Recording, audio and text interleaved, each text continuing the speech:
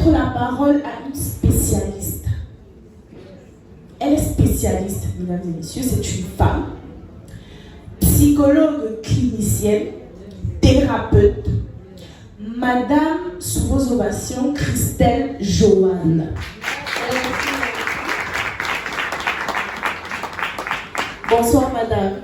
Bonsoir Tatiane. Je suis Christelle, je suis psychologue. Je travaille avec les mamans qui ont le diabète, l'hypertension, les drépanocytaires et bien d'autres. Généralement, quand on dit psychologue, on se dit, moi je ne suis pas folle, je ne peux pas aller voir la dame là, je vais aller la voir pourquoi, je ne suis pas folle.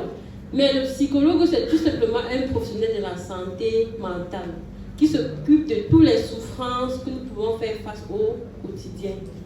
Alors, c'est quoi le stress? C'est un plaisir pour moi d'être parmi vous aujourd'hui pour vous parler du stress en milieu professionnel. Parce que notons que même si nous sommes ménagères, c'est toujours une profession. Mais je commence à dire merci à Madame la Présidente pour l'invitation. Le stress est une réaction naturelle du corps à des situations perçues comme menaçantes ou exigeantes.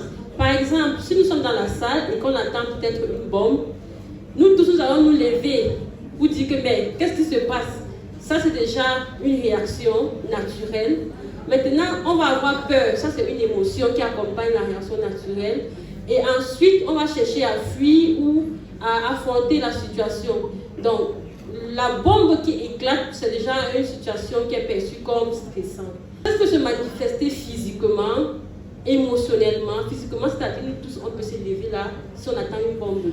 Émotionnellement, ça veut dire qu'on va ressentir de la peur. La peur, c'est une émotion. Et mentalement, ça veut dire qu'une fois que nous sommes quittés dans cette salle, même si nous sommes à la maison, on va encore revoir cet événement qui est venu constamment, qu'on le veut ou pas, ça va revenir. Ça s'appelle les réviviscences, ça c'est mentalement. Donc une situation de stress peut se manifester sur 3 plans. Si le stress est à court terme, il peut améliorer notre concentration et notre motivation.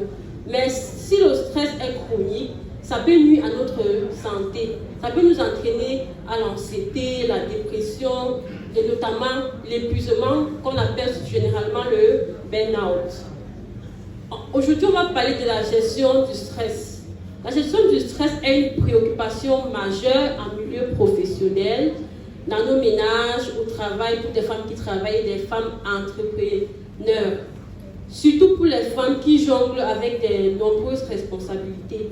Une femme qui travaille a une responsabilité au travail, a une responsabilité à la maison et des fois elle s'oublie carrément. À la maison, il faut gérer le mari, les enfants, au travail, il faut gérer la charge du travail. Donc les exigences croissantes au travail peuvent entraîner un stress élevé qui nuit à la santé mentale et à la productivité. Cette présentation va viser à vous sensibiliser sur l'importance de gérer le stress, à vous informer sur l'impact et à proposer des solutions concrètes pour favoriser votre environnement de travail sain et inclusif, notamment pour des femmes autonomes et entrepreneurs que nous sommes. Alors, qu'est-ce qui peut générer le stress? Il y a la charge du travail. Les tâches excessives avec des délais serrés créent des pressions constantes. Par exemple, pour une femme, pour la dame qui a pris l'exemple de l'hôtellerie, si peut-être elle a peut-être 3 services traiteurs à livrer. Si vous voyez que la tâche est excessive, le délai est serré, ça peut créer une pression constante. Je prends l'exemple, c'est une charge de travail élevée. On ne sait pas comment elle fait pour évacuer ce stress-là. Et aussi la relation interpersonnelle. Elle a une charge de travail qui est élevée. Est-ce que son personnel répond en qualité et en quantité suffisante à sa demande? C'est-à-dire que si par exemple entre les collègues, il y a les conflits avec les collègues, les supérieurs, ça rend l'environnement hostile. Et on n'a pas le rendement escompté. Donc il est très crucial au travail de créer des relations interpersonnelles saines. Si la relation interpersonnelle est déjà hostile, ça va être perçu comme un frein et ça va créer en nous un stress. Il y a aussi les attentes élevées. Donc, une dame par exemple qui fait dans l'hôtellerie, qui aime les choses bien faites et et qui voit que les choses ne sont pas bien faites, ça peut la stresser. Et maintenant, si aussi au moment de livrer le travail et que le travail est livré pas à temps, à l'heure, ça va aussi créer une source de stress. Donc c'est ça qu'on appelle les attentes élevées. Donc les attentes élevées aussi peut être une source de stress. Donc il est souvent auto-imposé, donc une personne qui est perfectionniste, qui aime voir les choses bien faites, quand ce n'est pas fait comme elle veut, elle stresse. Ou bien il peut être externe, quelqu'un qui a eu un marché et qu'on met la pression, on fait ça à 10h et vous arrivez à 11h, ça crée un stress, l'impact du stress. Le stress peut avoir l'impact sur 3 plans, sur notre santé mentale. Le stress prolongé peut nous emmener à l'épuisement professionnel. C'est-à-dire qu'on n'a plus la motivation, la concentration et tout l'engouement qu'on avait avant pour faire face aux différentes choses qu'on faisait avant. On est triste, on n'a plus le plaisir, on n'a plus cet intérêt qu'on avait avant, cette motivation. Le stress peut aussi avoir un impact sur la performance. C'est-à-dire qu'on prenait peut-être 2 heures de temps pour livrer un travail, mais à cause du stress et de l'épuisement, on se voit en train de prendre même toute une journée et on ne livre même pas ça comme il fallait. Alors, on livre avec des erreurs et des oublis. Vous ne livrez plus les choses à l'heure qu'il fallait.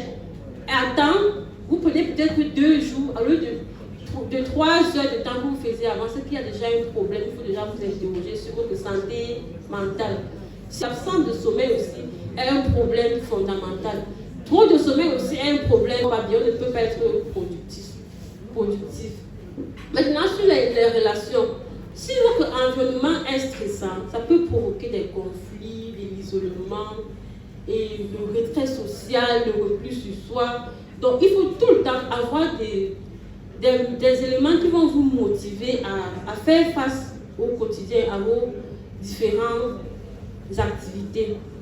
Pour gérer le stress, il y a plusieurs méthodes. La respiration profonde, la méditation, la gestion du temps, prioriser les tâches et diminuer les surcharges au travail en déléguant les différentes tâches.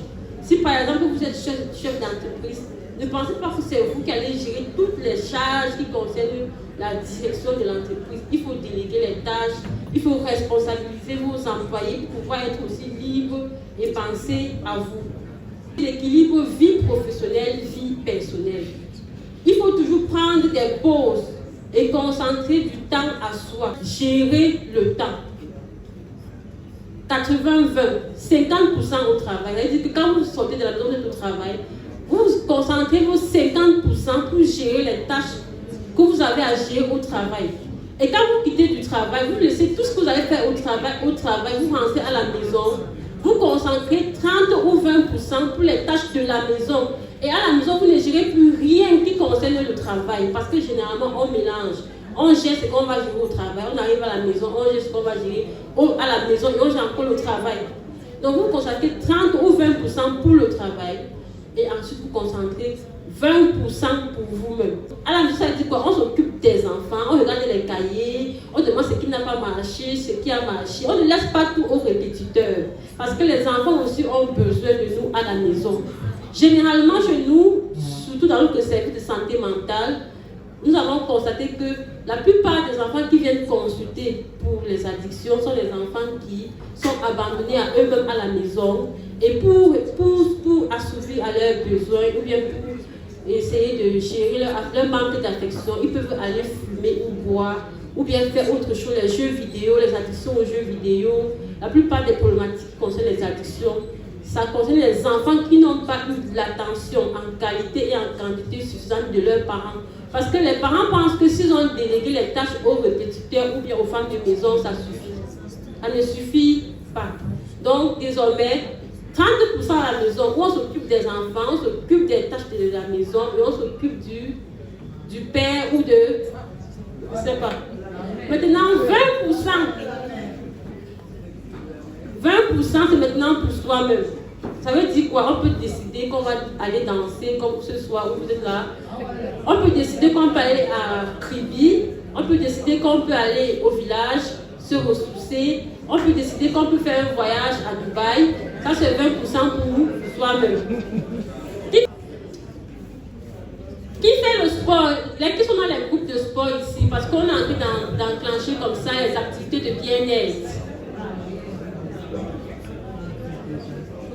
Il y a super. Donc, pour le bien-être, on peut souvent comme ça organiser des exercices réguliers, sport, danse sportive, manège avec les enfants. N'oubliez pas les enfants.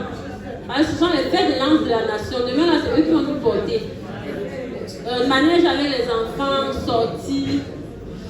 Peut-être aussi, pourquoi ne pas consulter le psychologue? Qui a consulté le psychologue ici? Il faut demander de l'aide parce que le psychologue va vous aider à mettre sur pied des exercices pour gérer le stress.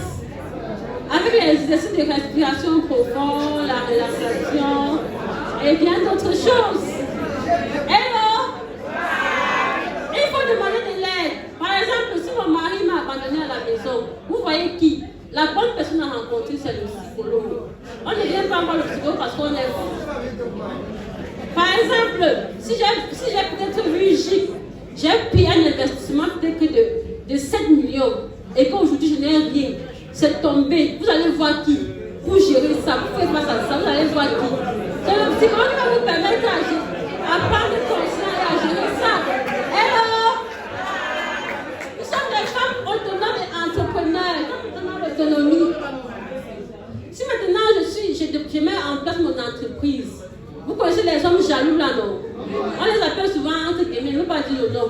Vous mettez vos entreprises et dites que non, quand tu commences là, les femmes vont te draguer. Je ne veux pas que tu fasses ça. Arrête-moi ça, ou bien tu paies, alors que tu as peut-être un 10 millions quelque part. Comment tu fais pour gérer ça? Il y a la thérapie de couple. Vous demandez de l'aide, vous venez, on vous consulte, on met sur pied une thérapie de couple qui va l'amener à comprendre que vous n'êtes pas là pour chercher les hommes, mais vous êtes là pour être autonome. Il ne va pas venir. Il ne vient pas vous partir parce qu'il y a un juriste là-bas. Vous voyez le juriste qui va vous donner les voies et moyens pour le faire sortir. Vous demandez de l'aide. Imaginez que vous avez pris un 10 millions, vous avez commencé, vous avez fait comment? Hello? Et pourquoi on n'a pas appris? Vous allez poser les questions. C'est à ça que c'est le psychologue. Si peut-être vous avez un problème de santé qui vous empêche de vous mouvoir, par exemple l'hypertension, le diabète et tout, et vous n'avez pas encore accepté la maladie, parce que pour vivre la maladie, il faut accepter. Vous allez voir qui vous aide à accepter votre maladie. Le psychologue.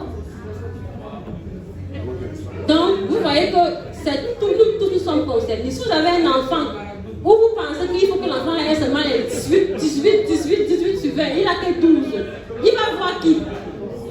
Difficulté scolaire, c'est le psychologue. Si vous avez une étude, vous avez votre enfant qui est étudiante, qui est partie fréquenter et qui n'a pas pu avoir son nom au barbillard, elle déprime, elle va voir qui? Le psy. Donc, vous voyez que c'est très très important. Enfin, moi j'ai beaucoup de questions. Quand je parle là, sans que... En conclusion, la gestion du stress est essentielle pour la santé mentale et pour le bien-être de tout le monde. Les femmes autonomes, les entrepreneurs, l'élève. Il faut créer une communication ouverte et avec la bonne personne. Un environnement de soutien et l'exercice physique améliore la qualité de vie au travail et la productivité. Les entreprises doivent mettre en place des initiatives de soutien, comme des programmes de bien-être, des activités de réconfort d'équipe, investir dans le bien-être des employés, créer un environnement de travail plus sain et performant. Merci pour votre aimable attention.